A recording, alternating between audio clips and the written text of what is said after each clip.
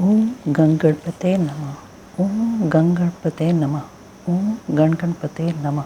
ओम नमः शिवाय। पृथ्वी आदि से निर्मित देव प्रतिमाओं के पूजन की विधि, उनके लिए नैवेद्य का विचार, पूजन के विभिन्न उपचारों का फल, विशेष मास, वार, तिथि एवं नक्षत्रों के योग में पूजन का विशेष फल तथा लिंग के वैज्ञानिक स्वरूप का विवेचन। ऋषियों ने कहा, साधु शिरोमणे, अब आप पार्थिव प्रतिमा की पूजा का विधान बताइए जिससे समस्त अभीष्ट वस्तुओं की प्राप्ति होती है। सूत जी बोले, महर्षियों, तुम लोगों ने बहुत उत्तम बात पूछी है। पार्थिव प्रतिमा का पूजन सदा संपूर्ण मनोरथों को देने वाला होता है तथा दुख का तत्काल निवारण करने वाला है। मैं उसका वर्णन करता हूँ, तुम लोग उसको ध्यान देकर सुनो। पृथ्वी आदि की बनी हुई देव प्रतिमाओं की पूजा इस भूतल पर अभीष्टदायक मानी गई है। निश्चय ही इसमें पुरुषों का और स्त्रियों का भी अधिकार है। नदी, पोखरे अथवा कुएं में प्रवेश करके पानी में भीतर से मिट्टी ले आए, फिर गंध चूर्ण के द्वारा उसका संशोधन करे और शुद्ध मंडप में रखकर उसे महीन पीसे और साने। इसके बाद हाथ से प्रतिमा बनाए और दूध से उसका सुंदर संस्कार करे। उस प्रतिमा में अंग प्रत्यंग अच्छी तरह प्रकट हुए हों तथा वह सब प्रकार के अस्त्र शस्त्रों से संपन्न बनाई गई हो। तदंतर उसे पद्मासन पर स्थापित करके आदरपूर्वक उसका पूजन करें। गणेश, सूर्य, विष्णु, दुर्गा, शिव का एवं शिवलिंग का द्विज को सदा पूजन करना चाहिए। षोडशोपचार पूजन जनित फल की सिद्धि के लिए 16 उपचारों द्वारा पूजन करना चाहिए। पुष्प से प्रोक्षण और मंत्र पाठ पूर्वक अभिषेक करें। अगहनी के चावल से नैवेद्य तैयार करें। सारा नैवेद्य एक कुड़व होना चाहिए। घर में पार्थिव पूजन के लिए एक कुड़व और बाहर किसी मनुष्य द्वारा स्थापित शिवलिंग के पूजन के लिए एक प्रस्थ नैवेद्य तैयार करना आवश्यक है, ऐसा जानना चाहिए। देवताओं द्वारा स्थापित शिवलिंग के लिए 3 से नैवेद्य अर्पित करना उचित है और स्वयं प्रकट हुए लिंग के लिए 5 से। ऐसा करने पर पूर्ण फल की प्राप्ति समझनी चाहिए। इस प्रकार सहस्त्र बार पूजा करने से द्विज सत्यलोक को प्राप्त कर लेता है। 12 अंगुल चौड़ा, इससे दूना और 1 उंगल अधिक अर्थात 25 उंगल लंबा तथा 15 उंगल चौड़ा जो लोहे या लकड़ी का बना हुआ पात्र होता है, उसे विद्वान पुरुष शिव कहते हैं। उसका 8वां भाग प्रस्थ कहलाता है, जो 4 कुड़व के बराबर माना गया है।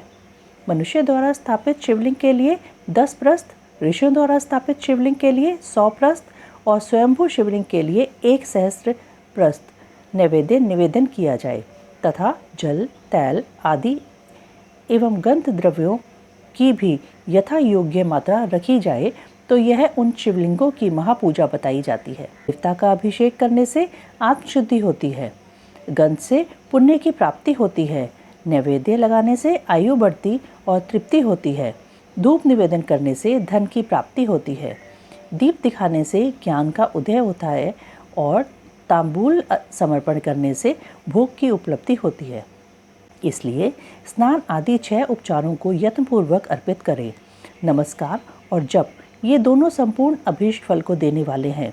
इसलिए भोग और मोक्ष की इच्छा रखने वाले लोगों को पूजा के अंत में सदा ही जप और नमस्कार करने चाहिए।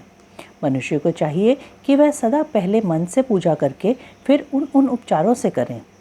देवताओं की पूजा से उन देवताओं के लोकों की प्राप्ति होती है तथा उनके अवान्तर लोक में भी यथेष्ट भोग की वस्तुएं उपलब्ध होती हैं। अब मैं देव पूजा से प्राप्त होने वाले विशेष फलों का वर्णन करता हूँ। द्विजों, तुम लोग श्रद्धापूर्वक सुनो। विघ्नराज गणेश की पूजा से भूलोक में उत्तम अभीष्ट वस्तु की प्राप्ति होती है। शुक्रवार को श्रावण और भाद्रपद मासों के शुक्ल पक्ष की चतुर्थी को और पौष मास में शतभिक्षा नक्षत्र के आने पर विधि पूर्वक गणेश जी की पूजा करनी चाहिए या सहस्त्र दिनों में 100 या सहस्त्र बार पूजा करें। देवता और अग्नि में श्रद्धा रखते हुए किया जाने वाला उनका नित्य पूजन मनुष्यों को पुत्र एवं अभीष्ट वस्तु प्रदान करता है। वह समस्त पापों का शमन तथा भिन्न भिन्न दुष्कर्मों का विनाश करने वाला है। विभिन्न वारों में की हुई शिव आदि की पूजा को आत्मशुद्धि प्रदान करने वाली समझना चाहिए। वार या दिन, तिथि, नक्षत्र और योगों का आधार है, समस्त कामनाओं को देने वाला है। उसमें वृद्धि और क्षय नहीं होता, इसलिए उसे पूर्ण ब्रह्म स्वरूप मानना चाहिए। सूर्योदय काल से लेकर सूर्योदय काल आने तक एक वार की स्थिति मानी गई है, जो ब्राह्मण आदि सभी वर्णों के कर्मों का आधार है। वेद तिथि के पूर्व भाग में की हुई देव पूजा मनुष्यों को पूर्ण भोग प्रदान करने वाली होती है। यदि मध्याह्न के बाद तिथि का आरंभ होता है तो रात्रियुक्त तिथि का पूर्व भाग पितरों के श्राद्धादि कर्म के लिए उत्तम बताया जाता है। ऐसी तिथि का प्रभाग ही दिन से युक्त होता है, अतः वही देवकर्म के लिए प्रशस्त माना गया है। यदि मध्याह्न काल तक तिथि रहे तो उदय व्यापिनी तिथि को ही देव कार्य में ग्रहण करना चाहिए। इसी तरह शुभ तिथि एवं नक्षत्र आदि ही देव कार्य में ग्राह्य होते हैं। वार आदि का भली भांति विचार करके पूजा और जप आदि करने चाहिए। वेदों में पूजा शब्द के अर्थ की इस प्रकार योजना की गई है। पूजायते अनेन इति पूजा। यह पूजा शब्द की व्युत्पत्ति है। पू का अर्थ है भोग और फल की सिद्धि। वह जिस कर्म से संपन्न होती है उसका नाम पूजा है। मनोवांछित वस्तु तथा ज्ञान ये ही अभीष्ट वस्तुएं हैं। सकाम भाव वाले को अभीष्ट भोग अपेक्षित होता है और निष्काम भाव वाले को अर्थ पारमार्थिक ज्ञान, ये दोनों ही पूजा शब्द के अर्थ हैं। इनकी योजना करने से ही पूजा शब्द की सार्थकता है। इस प्रकार लोक और वेद में पूजा शब्द का अर्थ विख्यात है। नित्य और नैमित्तिक कर्म कालांतर में फल देते हैं, किंतु काम्य कर्म का यदि भली भांति अनुष्ठान हुआ हो तो वह तत्काल फलद होता है। प्रतिदिन एक पक्ष, एक मास और एक वर्ष तक लगातार पूजन करने से उन कर्मों के फल की प्राप्ति होती है और उनसे वैसे ही पापों का क्रमशः क्षय होता है। प्रत्येक मास के कृष्ण पक्ष की चतुर्थी तिथि को की हुई महागणपति की पूजा एक पक्ष के पापों का नाश करने वाली और एक पक्ष तक उत्तम भोग रूपी फल देने वाली होती है। चैत्र मास में चतुर्थी को की हुई पूजा एक मास तक किए गए पूजन का फल देने वाली होती है और जब सूर्य सिंह राशि पर स्थित हों उस समय भाद्रपद मास की चतुर्थी को की हुई गणेश जी की पूजा एक वर्ष तक मनोवांछित भोग प्रदान करती है, ऐसा जानना चाहिए। श्रावण मास के रविवार को हस्त नक्षत्र से युक्त सप्तमी तिथि को तथा माघ शुक्ला सप्तमी को भगवान सूर्य का पूजन करना चाहिए। ज्येष्ठ तथा भाद्रपद मासों के बुधवार को श्रवण नक्षत्र से युक्त द्वादशी तिथि को तथा केवल द्वादशी को भी किया गया भगवान विष्णु का पूजन अभीष्ट संपत्ति को देने वाला माना गया है। श्रावण मास में की जाने वाली श्री हरि की पूजा अभीष्ट मनोरथ और आरोग्य प्रदान करने वाली होती है। अंगों एवं उपकरणों सहित पूर्वोक्त गौ आदि 12 वस्तुओं का दान करने से जिस फल की प्राप्ति होती है उसी को द्वादशी तिथि में आराधना द्वारा श्री विष्णु की तृप्ति करके मनुष्य प्राप्त कर लेता है। जो द्वादशी तिथि को भगवान विष्णु के 12 नामों द्वारा 12 ब्राह्मणों का षोडशोपचार पूजन करता है वह उनकी प्रसन्नता प्राप्त कर लेता है। इसी प्रकार संपूर्ण देवताओं के विभिन्न 12 नामों द्वारा किया हुआ 12 ब्राह्मणों का पूजन उन देवताओं को प्रसन्न करने वाला होता है। कर्क की संक्रांति से युक्त श्रावण मास में नवमी तिथि को मृगशिरा नक्षत्र के योग में अंबिका का पूजन करें। वे संपूर्ण मनोवांछित भोगों और फलों को देने वाली हैं। ऐश्वर्य की इच्छा रखने वाले पुरुष को उस दिन अवश्य उनकी पूजा करनी चाहिए। आश्विन मास के शुक्ल पक्ष की नवमी तिथि संपूर्ण अभीष्ट फलों को देने वाली है। उसी मास के कृष्ण पक्ष की चतुर्दशी को रविवार पड़ा हो तो उस दिन का महत्व विशेष बढ़ जाता है। उसके साथ ही यदि आद्रा और महाआद्रा का योग हो तो उक्त अवसरों पर की हुई शिव पूजा का विशेष महत्व माना गया है। माघ कृष्णा चतुर्दशी को की हुई शिवजी की पूजा संपूर्ण अभीष्ट फलों को देने वाली है। वह मनुष्यों की आयु बढ़ाती, मृत्यु कष्ट को दूर हटाती और समस्त सिद्धियों की प्राप्ति कराती है। ज्येष्ठ मास में चतुर्दशी को यदि महाआद्रा का योग हो अथवा मार्गशीर्ष मास में किसी भी तिथि को यदि आद्रा नक्षत्र हो तो उस अवसर पर विभिन्न वस्तुओं की बनी हुई मूर्ति के रूप में शिव की जो 16 उपचारों से पूजा करता है, उस पुण्यात्मा के चरणों का दर्शन करना चाहिए। भगवान शिव की पूजा मनुष्यों को भोग और मोक्ष देने वाली है, ऐसा जानना चाहिए।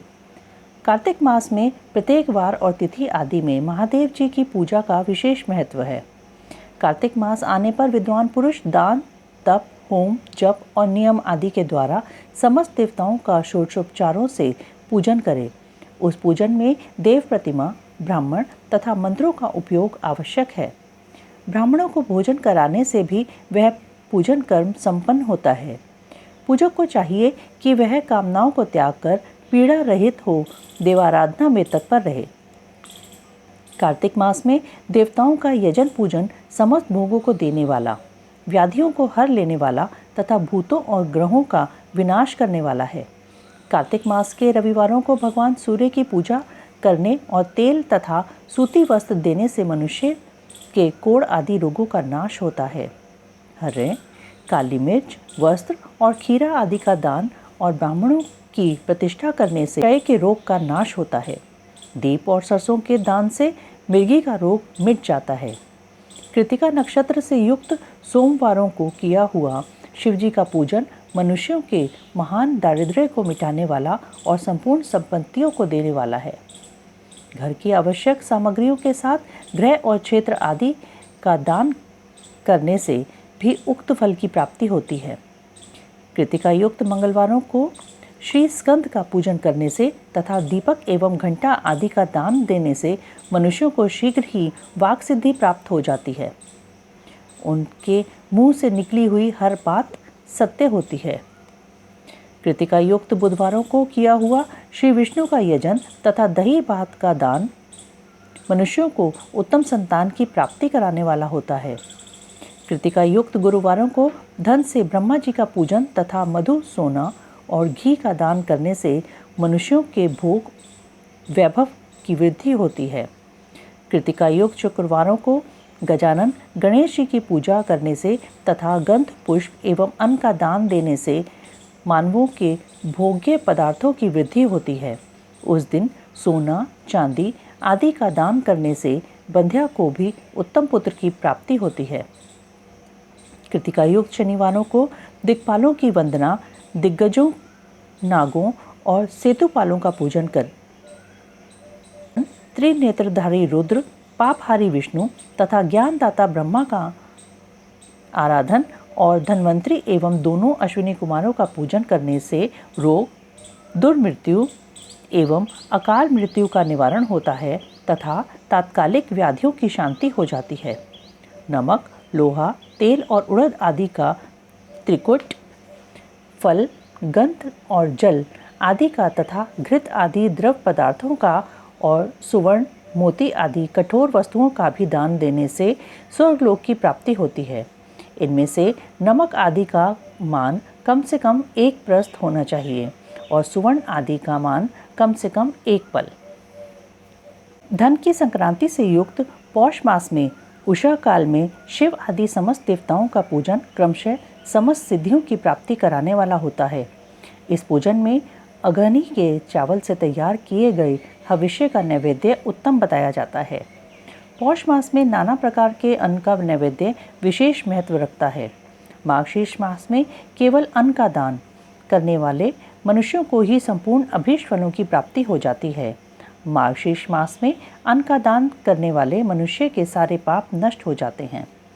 वह अभीष्ट सिद्धि, आरोग्य, धर्म, वेद का सम्यक ज्ञान, उत्तम अनुष्ठान का फल, इहलोक और परलोक में महान भोग, अंत में सनातन योग तथा वेदांत ज्ञान की सिद्धि प्राप्त कर लेता है।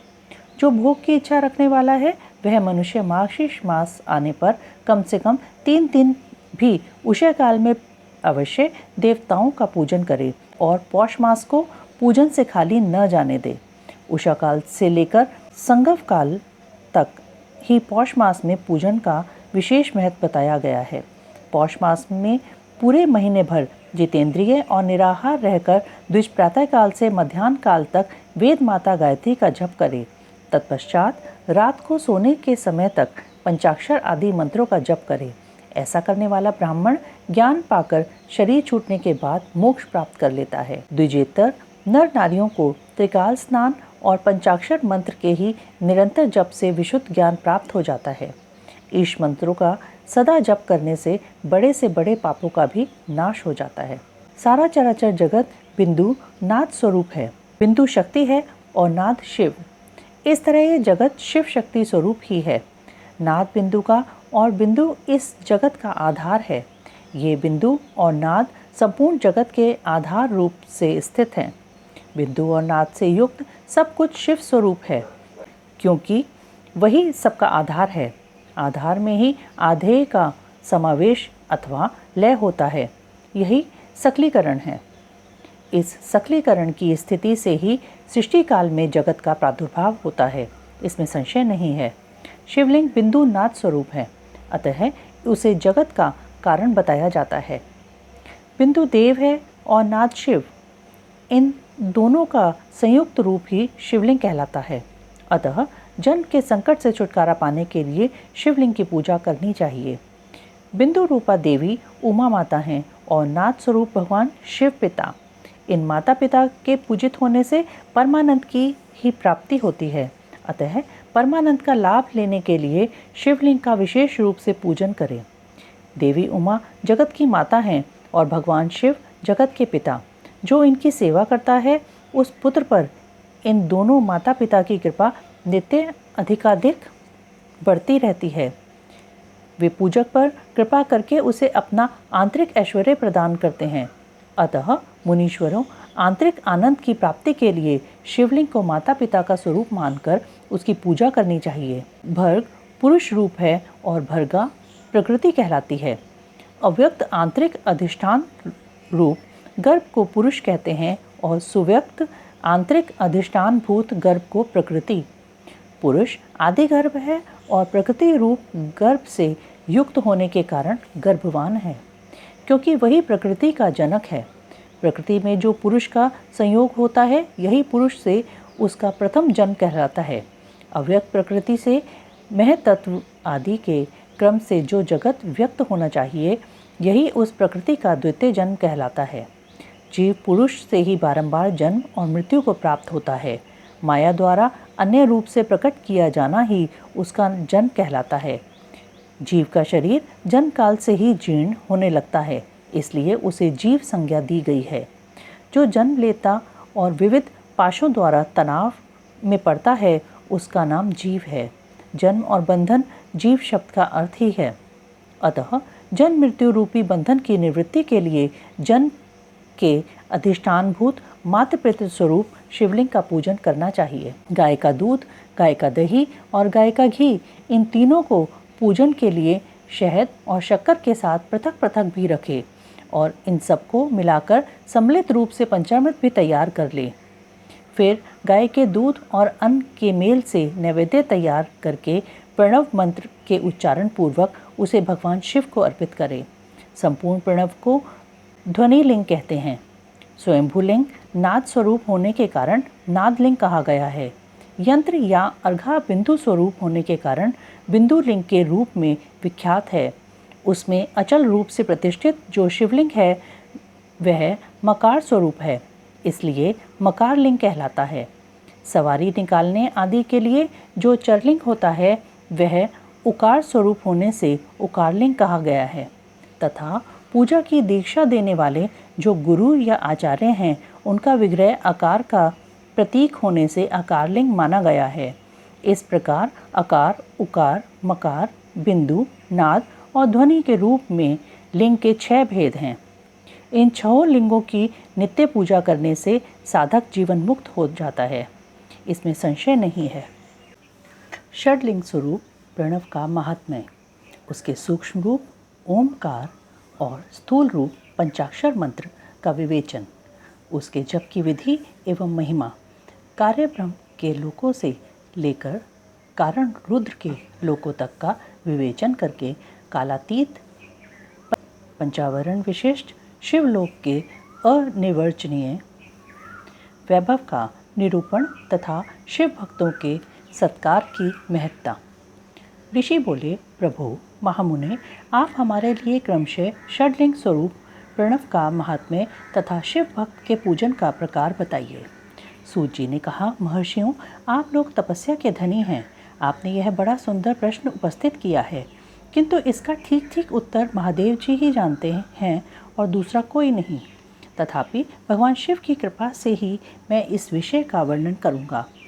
वे भगवान शिव हमारी और आप लोगों की रक्षा का भारी भार बारंबार स्वयं ही ग्रहण करें। नाम है प्रकृति से उत्पन्न संसार रूपी महासागर का। प्रणव इससे पार करने के लिए दूसरी नाव है, इसलिए इस ओंकार को प्रणव की संज्ञा देते हैं। ओंकार अपने जप करने वाले साधकों से कहता है, प्रपंच नहीं है, वह तुम लोगों के लिए। अतः इस भाव को लेकर भी ज्ञानी पुरुष ओम को प्रणव नाम से जानते हैं। इसका दूसरा भाव यूं है, प्रकर्षेण न नयेत वह युष्मान मोक्षम इति वा प्रणवः। अर्थात यह तुम सब उपासकों को बलपूर्वक मोक्ष तक पहुंचा देगा। इस अभिप्राय से भी इसे ऋषि मुनि प्रणव कहते हैं। अपना जप करने वाले योगियों के तथा अपने मंत्र की पूजा करने वाले उपासक के समस्त कर्मों का नाश करके यह दिव्य नूतन ज्ञान देता है, इसलिए भी इसका नाम प्रणव है। उन माया रहित महेश्वर को ही नव अर्थात नूतन कहते हैं। वे परमात्मा प्रकृष्ट रूप से नव अर्थात शुद्ध स्वरूप हैं, इसलिए प्रणव कहलाते हैं। प्रणव साधक को नव अर्थात नवीन शिव स्वरूप कर देता है, इसलिए भी विद्वान पुरुष उसे प्रणव के नाम से जानते हैं, अथवा प्रकृष्ट रूप से नव दिव्य परमात्म ज्ञान प्रकट करता है, इसलिए वह प्रणव है। प्रणव के दो भेद बताए गए हैं, स्थूल और सूक्ष्म। एक अक्षर रूप जो ओम है, उसे सूक्ष्म प्रणव जानना चाहिए, और नमः शिवाय इस 5 अक्षर वाले मंत्र को स्थूल प्रणव समझना चाहिए। जिसमें 5 अक्षर व्यक्त नहीं हैं वह सूक्ष्म है, और जिसमें 5 अक्षर सुस्पष्ट रूप से व्यक्त हैं वह स्थूल है। जीवन मुक्त पुरुष के लिए सूक्ष्म प्रणव के जप का विधान है, वही उसके लिए समस्त साधनों का सार है। यद्यपि जीवन मुक्त के लिए किसी साधन की आवश्यकता नहीं है, क्योंकि वह सिद्ध रूप है, तथापि दूसरों की दृष्टि में जब तक उसका शरीर रहता है तब तक उसके द्वारा प्रणव जप की सहज साधना स्वतः होती रहती है। वह अपनी देह का विलय होने तक सूक्ष्म प्रणव मंत्र का जप और उसके अर्थभूत परमात्म तत्व का अनुसंधान करता रहता है। जब शरीर नष्ट हो जाता है तब वह पूर्ण ब्रह्म स्वरूप शिव को प्राप्त कर लेता है। यह सुनिश्चित बात है। जो अर्थ का अनुसंधान न करके केवल मंत्र का जप करता है उसे निश्चय ही योग की प्राप्ति होती है। जिसने 36 करोड़ मंत्र का जप कर लिया हो उसे अवश्य ही योग प्राप्त हो जाता है। सूक्ष्म प्रणव के भी ह्रस्व और दीर्घ के भेद से 2 रूप जानने चाहिए, आकार, उकार, मकार, बिंदु, नाद, शब्द, काल और कला। इनसे युक्त जो प्रणव है उसे दीर्घ प्रणव कहते हैं। वह योगियों के ही हृदय में स्थित होता है। मकार पर्यंत जो ओम है वह अ, उ, म इन 3 तत्वों से युक्त है। इसी को ह्रस्व प्रणव कहते हैं। अ शिव है, उ शक्ति है और मकार इन दोनों की एकता है। वह त्रितत्व रूप है। ऐसा समझकर ह्रस्व प्रणव का जप करना चाहिए। जो अपने समस्त पापों का क्षय करना चाहते हैं उनके लिए इस ह्रस्व प्रणव का जप अत्यंत आवश्यक है। पृथ्वी, जल, तेज, वायु और आकाश, ये 5 भूत तथा शब्द, स्पर्श आदि इनके 5 विषय, ये सब मिलकर 10 वस्तुएं मनुष्यों की कामना के विषय हैं। इनकी आशा मन में लेकर जो कर्मों के अनुष्ठान में संलग्न होते हैं वे 10 प्रकार के पुरुष प्रवृत्त कहलाते हैं तथा जो निष्काम भाव से शास्त्र विहित कर्मों का अनुष्ठान करते हैं वे निवृत्त कहे गए हैं। प्रवृत्त पुरुषों को ह्रस्व प्रणव का ही जप करना चाहिए और निवृत्त पुरुषों को दीर्घ प्रणव का। व्याहृतियों तथा अन्य मंत्रों के आदि में इच्छा अनुसार शब्द और कला से युक्त प्रणव का उच्चारण करना चाहिए। वेद के आदि में और दोनों संध्याओं की उपासना के समय भी ओमकार का उच्चारण करना चाहिए। प्रणव का 9 करोड़ जप करने से मनुष्य शुद्ध हो जाता है। फिर 9 करोड़ का जप करने से वह पृथ्वी तत्व पर विजय पा लेता है। तत्पश्चात पुनः 9 करोड़ का जप करके वह जल तत्व को जीत लेता है। पुनः 9 करोड़ जप से अग्नि तत्व पर विजय पाता है। तदंतर फिर 9 करोड़ का जप करके वह वायु तत्व पर विजयी होता है। फिर 9 करोड़ के जप से आकाश को अपने अधिकार में कर लेता है। इसी प्रकार 9 करोड़ का जप करके वह क्रमशः गंध, रस, रूप, स्पर्श और शब्द पर विजय पाता है। इसके बाद फिर 9 करोड़ का जप करके अहंकार को भी जीत लेता है। इस तरह 108 करोड़ प्रणव का जप करके उत्कृष्ट बोध को प्राप्त हुआ पुरुष शुद्ध योग का लाभ करता है। शुद्ध योग से युक्त होने पर वह जीवन मुक्त हो जाता है, इसमें संशय नहीं है। सदा प्रणव का जप और प्रणव रूपी शिव का ध्यान करते करते समाधि में स्थित हुआ महायोगी पुरुष साक्षात शिव ही है, इसमें संशय नहीं है। पहले अपने शरीर में प्रणव के ऋषि, छंद और देवता आदि का न्यास करके फिर जप आरंभ करना चाहिए। आकार आदि मात्र का वर्णों से प्रणव का अपने अंगों में न्यास करके मनुष्य ऋषि हो जाता है। मंत्रों के दशविद्य संस्कार, मात्र का न्यास तथा षड्ज शोधन आदि के साथ संपूर्ण न्यास फल उसे प्राप्त हो जाता है। प्रवृत्ति तथा प्रवृत्ति निवृत्ति से मिश्रित भाव वाले पुरुषों के लिए स्थूल प्रणव का जप ही अभीष्ट साधक होता है। क्रिया, तप और जप के योग से शिव योगी 3 प्रकार के होते हैं, जो क्रमशः क्रिया योगी, तपोयोगी और जप योगी कहलाते हैं, जो धन आदि वैभवों से पूजा सामग्री का संचय करके हाथ आदि अंगों से नमस्कार आदि क्रिया करते हुए इष्ट देव की पूजा में लगा रहता है, वह क्रिया योगी कहलाता है। पूजा में संलग्न रहकर जो परिमित भोजन करता, बाहम इंद्रियों को जीत कर वश में किए रहता और मन को भी वश में करके परदुरों आदि से दूर रहता है, वह तपो योगी कहलाता है। इन सभी सद्गुणों से युक्त होकर जो सदा शुद्ध भाव से रहता तथा समस्त काम आदि दोषों से रहित हो शांत चित्त से निरंतर जप किया करता है, उसे महात्मा पुरुष जप योगी मानते हैं। जो मनुष्य 16 प्रकार के उपचारों से शिव योगी महात्माओं की पूजा करता है, वह शुद्ध होकर सालोक्य आदि के क्रम से उत्तरोत्तर उत्कृष्ट मुक्ति को प्राप्त कर लेता है। द्विजों, अब मैं जप योग का वर्णन करता हूँ, तुम सब लोग ध्यान देकर सुनो। तपस्या करने वाले के लिए जप का उपदेश किया गया है, क्योंकि वह जप करते करते अपने आप को सर्वथा शुद्ध कर लेता है। ब्राह्मणों, पहले नमो पद हो, उसके बाद चतुर्थी विभक्ति में शिव शब्द हो तो पंच तत्वात्मक नमः शिवाय मंत्र होता है। इसे शिव पंचाक्षर कहते हैं। यह स्थूल प्रणव रूप है। इस पंचाक्षर के जप से ही मनुष्य संपूर्ण सिद्धियों को प्राप्त कर लेता है। पंचाक्षर मंत्र के आदि में ओमकार लगाकर ही सदा उसका जप करना चाहिए। द्विजों, गुरु के मुख से पंचाक्षर मंत्र का उपदेश पाकर जहाँ सुखपूर्वक निवास किया जा सके, ऐसी उत्तम भूमि पर महीने के पूर्व पक्ष शुक्ल में प्रतिपदा से आरंभ करके कृष्ण पक्ष की चतुर्दशी तक निरंतर जप करता रहे। माघ और भादव के महीने अपना विशिष्ट महत्व रखते हैं। यह समय सब समयों से उत्तोत्तम माना गया है। साधक को चाहिए कि वह प्रतिदिन एक बार परिमित भोजन करे, मौन रहे, इंद्रियों को वश में रखे, अपने स्वामी एवं माता पिता की नित्य सेवा करे। इस नियम से रहकर जप करने वाला पुरुष 1 सहस्त्र जप से ही शुद्ध हो जाता है, अन्यथा वह ऋणी होता है। भगवान शिव का निरंतर चिंतन करते हुए पंचाक्षर मंत्र का 5 लाख जप करे।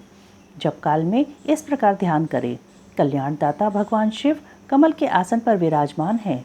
उनका मस्तक श्री गंगा जी तथा चंद्रमा की कला से सुशोभित है।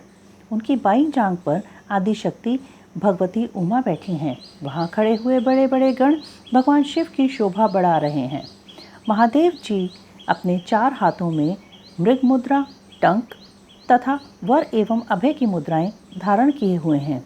इस प्रकार सदा सब पर अनुग्रह करने वाले भगवान सदाशिव का बारंबार स्मरण करते हुए हृदय अथवा सूर्य मंडल में पहले उनकी मानसिक पूजा करके फिर पूर्वाभिमुख हो पूर्वोक्त पंचाक्षरी विद्या का जप करें।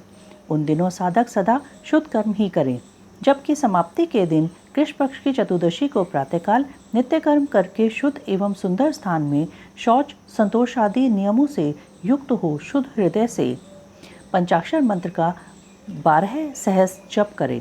तत्पश्चात 5 सपत्नी ब्राह्मणों का जो श्रेष्ठ एवं शिव भक्त हों वर्ण करें। इनके अतिरिक्त एक श्रेष्ठ आचार्य प्रवर का भी वर्ण करें और उसे साम सदाशिव का स्वरूप समझें। ईशान, तत्पुरुष, अघोर, वामदेव तथा सद्योजात इन पांचों के प्रतीक स्वरूप 5 ही श्रेष्ठ और शिव भक्त ब्राह्मणों का वर्ण करने के पश्चात पूजन सामग्री को एकत्र करके भगवान शिव का पूजन आरंभ करें। विधि पूर्वक शिव की पूजा संपन्न करके होम आरंभ करें। अपने ग्रह सूत्र के अनुसार सुखांत कर्म करके अर्थात परिसमोहन, उपलेपन, उल्लेखन, मृद उद्धरण और अभ्युक्षण इन पंचभू संस्कारों के पश्चात वेदी पर स्वाभिमुख अग्नि को स्थापित करके कुश कंटिका के अनंतर प्रज्वलित अग्नि में आज्य भागांत आहुति देकर प्रस्तुत होम का कार्य आरंभ करें। कपिला गाय के घी से 11, 101 अथवा 1001 आहुतियाँ स्वयं ही दे अथवा विद्वान पुरुष शिव भक्त ब्राह्मणों से 108 आहुतियाँ दिलाए। होम कर्म समाप्त होने पर गुरु को दक्षिणा के रूप में एक गाय और बैल देने चाहिए। ईशान आदि के प्रतीक रूप जिन 5 ब्राह्मणों का वर्ण किया गया है उनको ईशान आदि का स्वरूप ही समझे तथा आचार्य को साम सदाशिव का स्वरूप माने। इसी भावना के साथ उन सबके चरण धोए और उनके चरणोदक से अपने मस्तक को सींचे। ऐसा करने से वह साधक अगणित तीर्थों में तत्काल स्नान करने का फल प्राप्त कर लेता है। उन ब्राह्मणों को भक्तिपूर्वक दशांश अन्न देना चाहिए। गुरु पत्नी को पराशक्ति मानकर उनका भी पूजन करे। ईशानादि क्रम से उन सभी ब्राह्मणों का उत्तम अन्न से पूजन करके अपने वैभव विस्तार के अनुसार रुद्राक्ष, वस्त्र, बड़ा और पुआ आदि अर्पित करे। दिक्पाल आदि को बलि देकर ब्राह्मणों को भरपूर भोजन कराए। इसके बाद देवेश्वर शिव से प्रार्थना करके अपना जप समाप्त करे। इस प्रकार पुरस्चरण करके मनुष्य उस मंत्र को सिद्ध कर लेता है। फिर 5 लाख जप करने से समस्त पापों का नाश हो जाता है। तदंतर पुनः 5 लाख जप करने पर अतल से लेकर सत्यलोक तक 14 भुवनों पर क्रमशः अधिकार प्राप्त हो जाता है। यदि अनुष्ठान पूर्ण होने के पहले बीच में ही साधक की मृत्यु हो जाए तो वह परलोक में उत्तम भोग भोगने के पश्चात पुनः पृथ्वी पर जन्म लेकर पंचाक्षर मंत्र के जप का अनुष्ठान करता है। समस्त लोकों का ऐश्वर्य पाने के पश्चात वह मंत्र को सिद्ध करने वाला पुरुष यदि पुनः 5 लाख जप करे तो उसे ब्रह्मा जी का सामीप्य प्राप्त होता है। पुनः 5 लाख जप करने से सारूप्य नामक ऐश्वर्य की प्राप्ति होती है।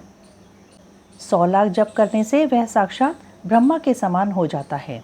इस तरह कार्य ब्रह्म का संयुच्य प्राप्त करके वह उस ब्रह्मा का प्रलय होने तक उस लोक में यथेष्ट भोग भोगता है।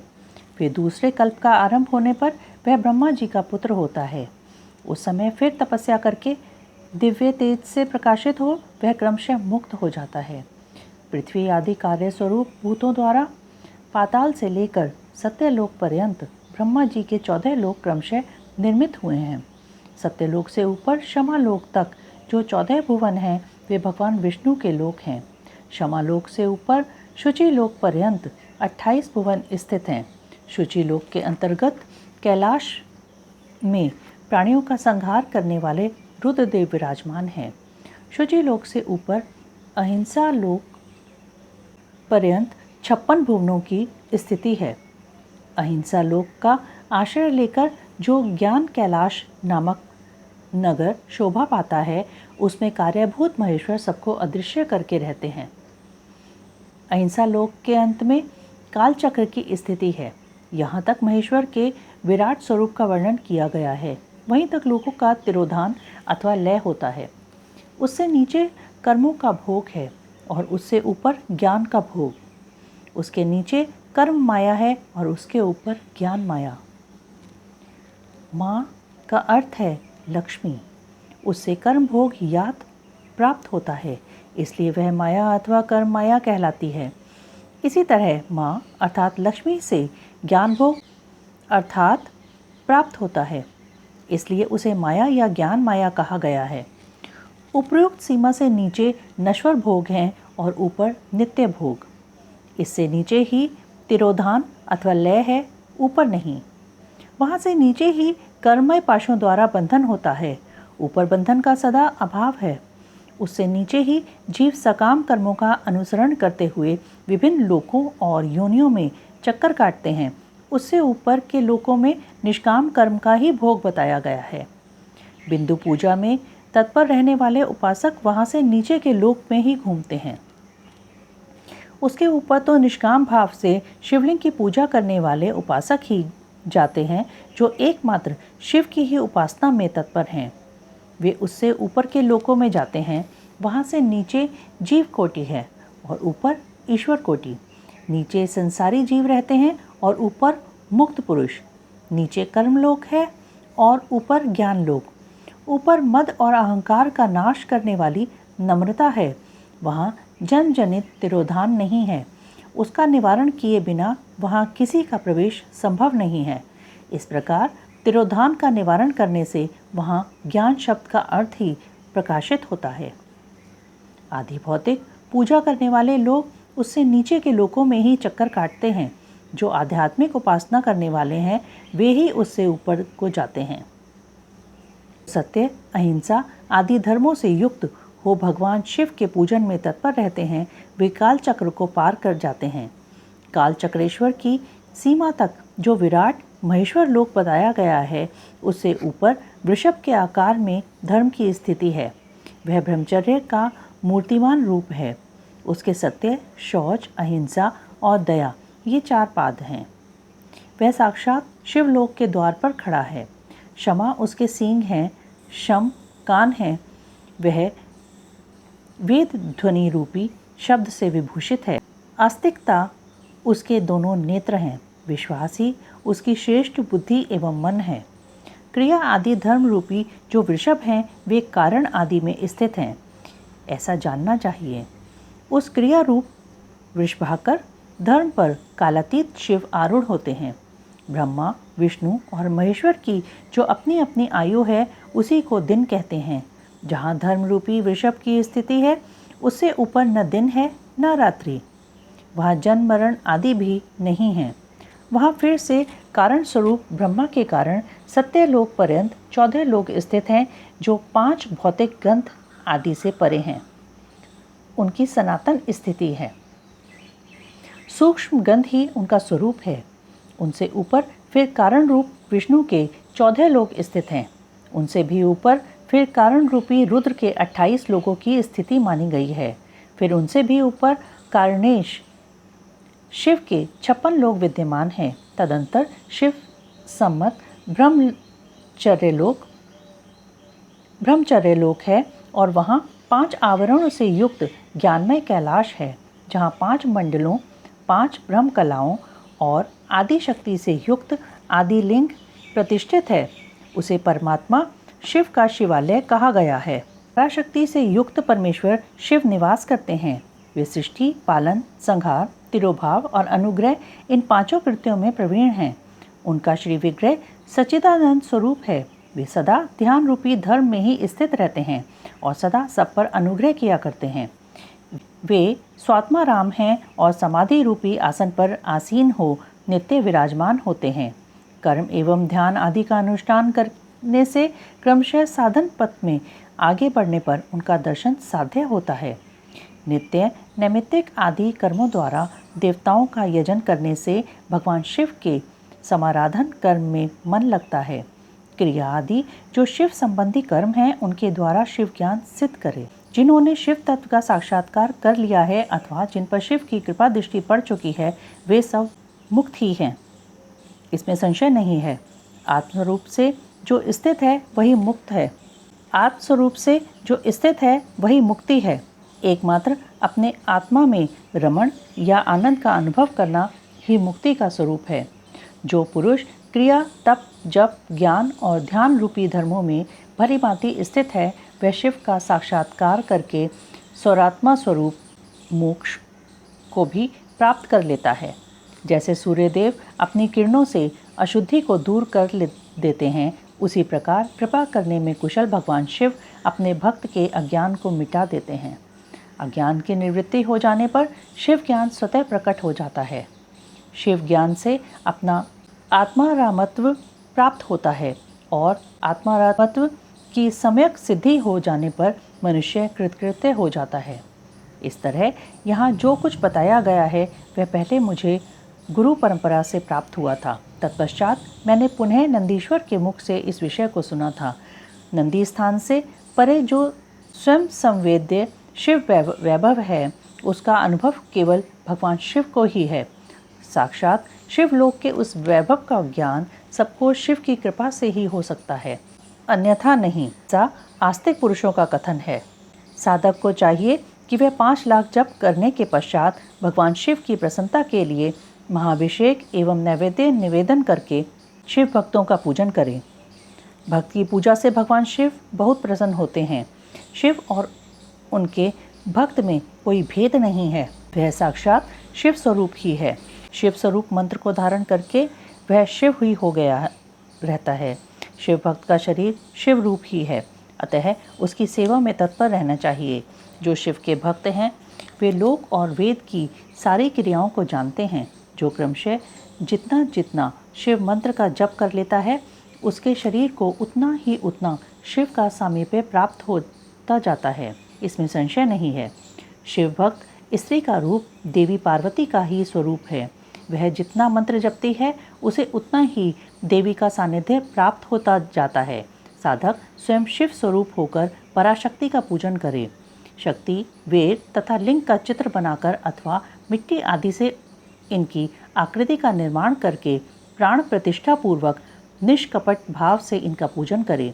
शिवलिंग को शिव मानकर अपने को शक्ति रूप समझकर, शक्ति लिंग को देवी मानकर और अपने को शिव रूप समझकर शिवलिंग को नाद रूप तथा शक्ति को बिंदु रूप मानकर परस्पर सटे हुए शक्तिलिंग और शिवलिंग के प्रति उप प्रधान और प्रधान की भावना रखते हुए जो शिव और शक्ति का पूजन करता है वह मूल रूप की भावना करने के कारण शिव रूप ही है। शिव भक्त शिव मंत्र रूप होने के कारण शिव के ही स्वरूप हैं। जो 16 उपचारों से उनकी पूजा करता है उसे अभीष्ट वस्तु की प्राप्ति होती है। जो शिवलिंगोपासक शिव भक्त की सेवा आदि करके उसे आनंद प्रदान करता है उस विद्वान पर भगवान शिव बड़े प्रसन्न होते हैं। 5, 10 या 100 सपत्नीक शिव भक्तों को बुलाकर भोजन आदि के द्वारा पत्नी सहित उनका सदैव समादर करें।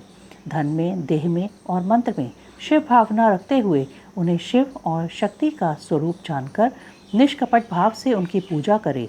ऐसा करने वाला पुरुष इस भूतल पर फिर जन्म नहीं लेता। बंधन और मोक्ष का विवेचन, शिव पूजा का उपदेश, लिंग आदि में शिव पूजन का विधान, भस्म के स्वरूप का निरूपण और महत्व, शिव एवं गुरु शब्द की व्युत्पत्ति तथा शिव के भस्म धारण का रहस्य। ऋषि बोले, सर्वज्ञों में श्रेष्ठ सूत जी, बंधन और मोक्ष का स्वरूप क्या है यह हमें बताइए। सूत जी ने कहा, महर्षियों, मैं बंधन और मोक्ष का स्वरूप तथा मोक्ष के उपाय का वर्णन करूंगा, तुम लोग आदरपूर्वक सुनो।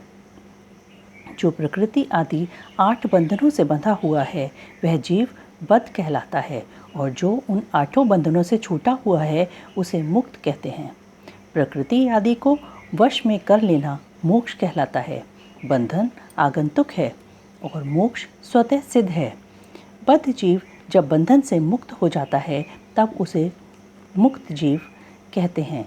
प्रकृति, बुद्धि, त्रिगुणात्मक अहंकार और 5 तन्मात्राएं, इन्हें ज्ञानी पुरुष प्रकृत्याघष्टक मानते हैं। प्रकृति आदि 8 तत्वों के समूह से देह की उत्पत्ति हुई है। देह से कर्म उत्पन्न होता है और फिर कर्म से नूतन देह की उत्पत्ति होती है।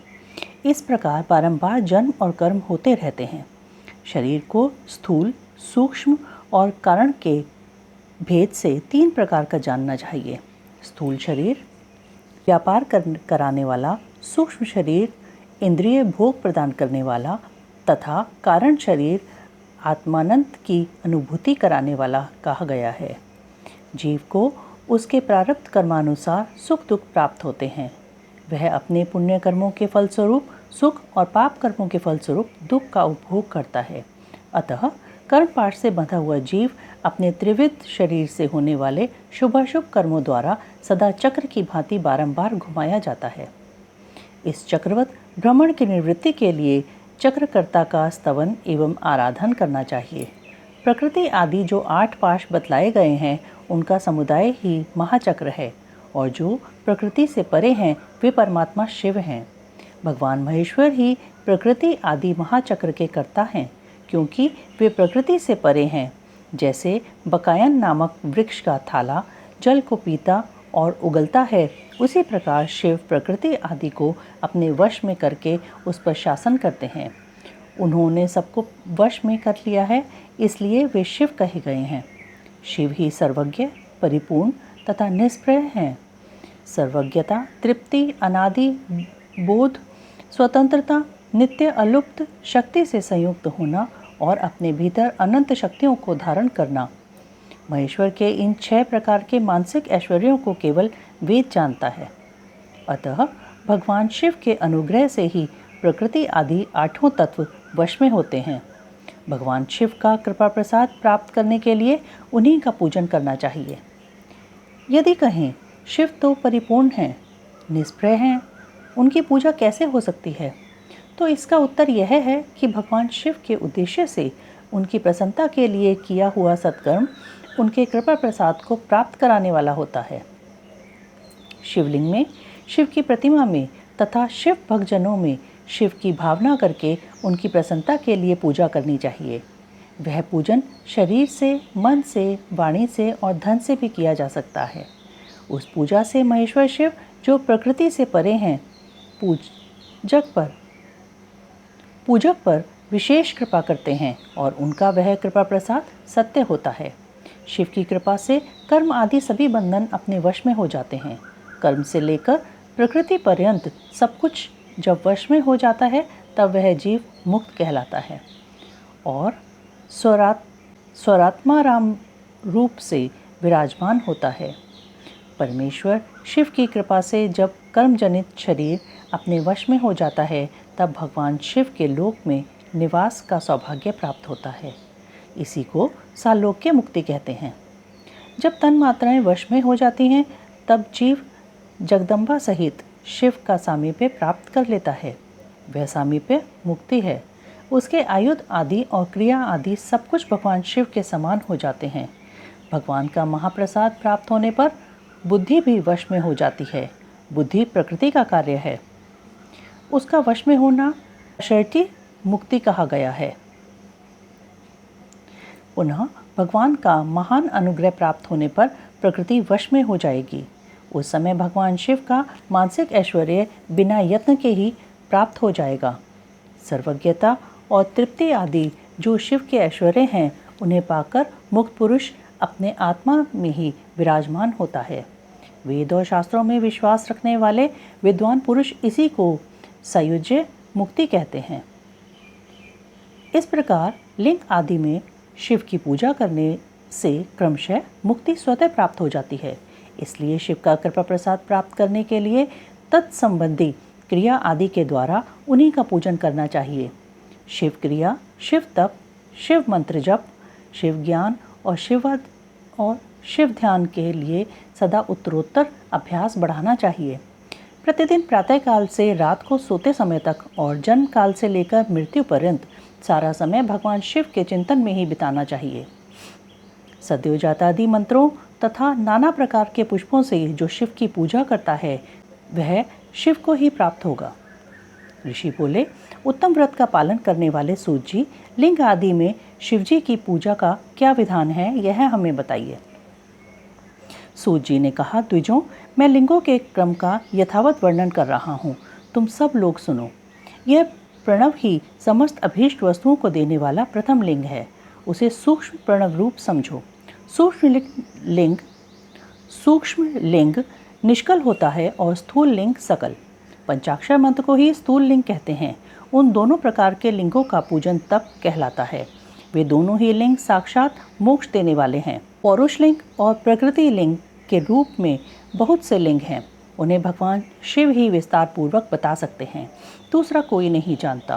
पृथ्वी के विकारभूत जो लिंग ज्ञात हैं उनको मैं तुम्हें बता रहा हूँ। उनमें स्वयंभू लिंग प्रथम है, दूसरा बिंदु लिंग, तीसरा प्रतिष्ठित लिंग, चौथा चरलिंग और पांचवा गुरुलिंग है। देवर्षियों की तपस्या से संतुष्ट हो उनके समीप प्रकट होने के लिए पृथ्वी के अंतर्गत बीज रूप से व्याप्त हुए भगवान शिव वृक्षों के अंकुर की भांति भूमि को भेद कर नादलिंग के रूप में व्यक्त हो जाते हैं। वे स्वतः व्यक्त हुए शिव ही स्वयं प्रकट होने के कारण स्वयंभू नाम धारण करते हैं। ज्ञानीजन उन्हें स्वयंभू लिंग के रूप में जानते हैं। उस स्वयंभू लिंग की पूजा से उपासक का ज्ञान स्वयं ही बढ़ने लगता है।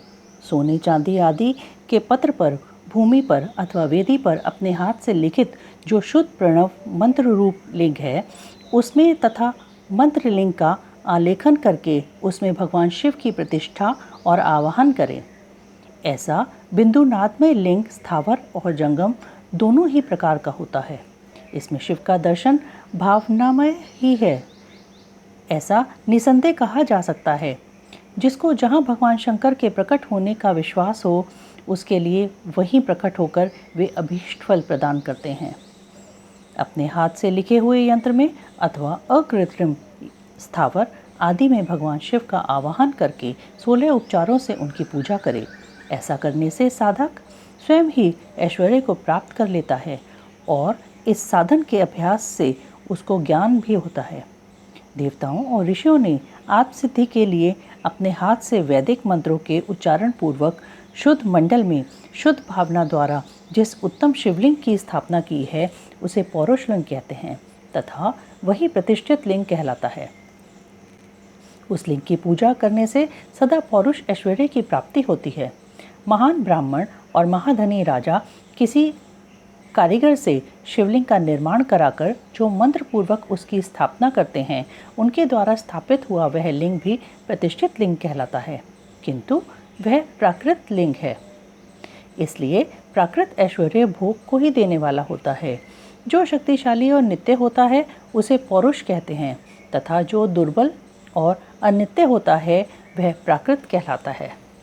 लिंग, नाभि, जिह्वा, नासाग्रभाग और शिखा के क्रम से कटी, हृदय और मस्तक तीनों स्थानों में जो लिंग की भावना की गई है उस आध्यात्मिक लिंग को ही चरलिंग कहते हैं। पर्वत को पौरुष लिंग बताया गया है और भूतल को विद्वान पुरुष प्राकृत लिंग मानते हैं। वृक्ष आदि को पौरुष लिंग जानना चाहिए और गुल्म आदि को प्राकृत लिंग। साठी नामक धान्य को प्राकृत लिंग समझना चाहिए और शाली एवं गेहूं को पौरुष लिंग। अणिमा आदि 8 सिद्धियों को देने वाला जो ऐश्वर्य है उसे पौरुष ऐश्वर्य जानना चाहिए। सुंदर स्त्री तथा धन आदि विषयों को आस्तिक पुरुष प्राकृत ऐश्वर्य कहते हैं। चरलिंगों में सबसे प्रथम रसलिंग का वर्णन किया जाता है। रसलिंग ब्राह्मणों को उनकी सारी अभीष्ट वस्तुओं को देने वाला है। शुभ कारक बाणलिंग क्षत्रियों को महान राज्य की प्राप्ति कराने वाला है। सुवर्णलिंग वैश्यों को महाधनपति का पद प्रदान करने वाला है तथा सुंदर शिवलिंग शूद्रों को महाशुद्धि देने वाला है। स्फटिकमय लिंग तथा बाणलिंग सब लोगों को उनकी समस्त कामनाएं प्रदान करते हैं। अपना न हो तो दूसरे का स्फटिक या बाणलिंग भी पूजा के लिए निषिद्ध नहीं है। स्त्रियों विशेषतः सद्भावों के लिए पार्थिव लिंग की पूजा का विधान है। प्रवृत्ति मार्ग में स्थित विधवाओं के लिए स्फटिक लिंग की पूजा बताई गई है, परंतु विरक्त विधवाओं के लिए रसलिंग की पूजा को ही श्रेष्ठ कहा गया है। उत्तम व्रत का पालन करने वाले महर्षियों बचपन में, जवानी में और बुढ़ापे में भी शुद्ध स्फटिकमय शिवलिंग का पूजन स्त्रियों को समस्त भोग प्रदान करने वाला है। गृहस्थ स्त्रियों के लिए पीठ पूजा भूतल पर संपूर्ण अभीष्ट को देने वाली है। प्रवृत्ति मार्ग में चलने वाला पुरुष सुपात्र गुरु के सहयोग से ही समस्त पूजा कर्म संपन्न करे। इष्ट देव का अभिषेक करने के पश्चात अगहनी के चावल से बने हुए खीर आदि पकवानों द्वारा नैवेद्य अर्पण करें।